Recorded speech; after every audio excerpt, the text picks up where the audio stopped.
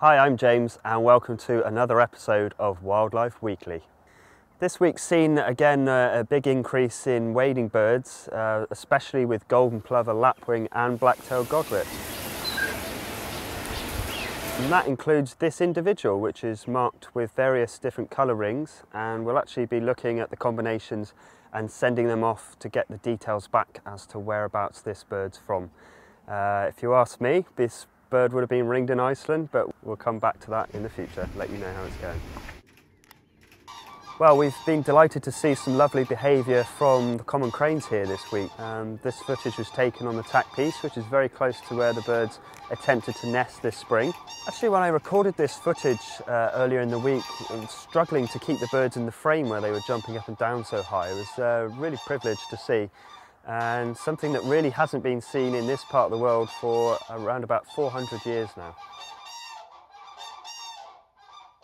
Here we can see Chris and Monty doing a very elaborate display of throwing their wings back and really puffing their chests out, lots of lovely bugly calls, and of course this classic courtship behaviour of dancing, where they're jumping as high as they can in the air to impress each other and any surrounding cranes. And this is all part of the birds bonding, and we're really not that far away from the breeding season.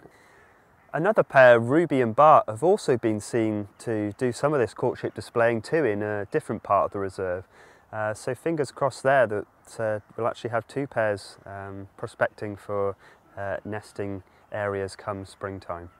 Well, the Bewick swans have certainly settled in here well now and coming into the afternoon feeds in good numbers. Bewick swans are quite easy to recognise compared with the much bigger mute swan, which has a solidly orange beak. The Bewick swans have the classic black and yellow bill pattern, of which each one is individually recognisable, just like a human fingerprint. But if you're out and about, you may also be able to see them anywhere in the Severn Vale, feeding out in the grass fields where they'll be grazing away during the day before returning back to Slimbridge to roost in the evening. Bewick swans are actually notoriously difficult to approach in the wild, and actually by far the best views you can get of this species anywhere in the UK is at one of our feeds here at Slimbridge. If you are lucky enough to encounter them when you're out and about, probably the best bet is to stay in your car and watch them from there, as they are very shy birds. As soon as you step out or try and approach them, they will take flight quite quickly. This has also been a good week to see a small type of finch called the redpoll, named because it has bright red on the top of its head, otherwise a fairly brown little bird with sometimes pink on the chest. And these small finches only really visit us here in the south in the winter time. And they're a bird that does actually quite appreciate wetlands. We have 3 of their food sources here for them. You can see this individual is feeding away on the silver birch trees in our car park. And their other favourite food sources are the alders and willow herb. And this is willow herb, a very common plant around our wetland.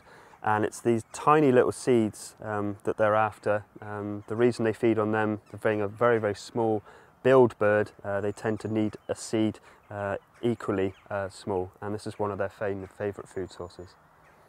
The forecast for the next couple of weeks is quite warm and wet, but certainly this forecast would look to me like we'll have some really spectacular numbers of waders.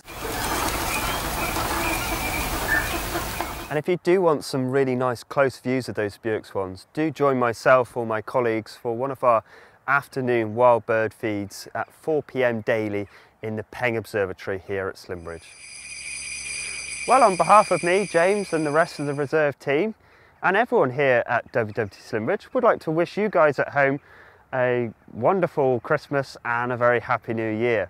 Now, I'll be in feeding the swans on Christmas Day, and Wildlife Weekly will be back on your screens in the new year. Look forward to seeing you then. Ho, ho, ho!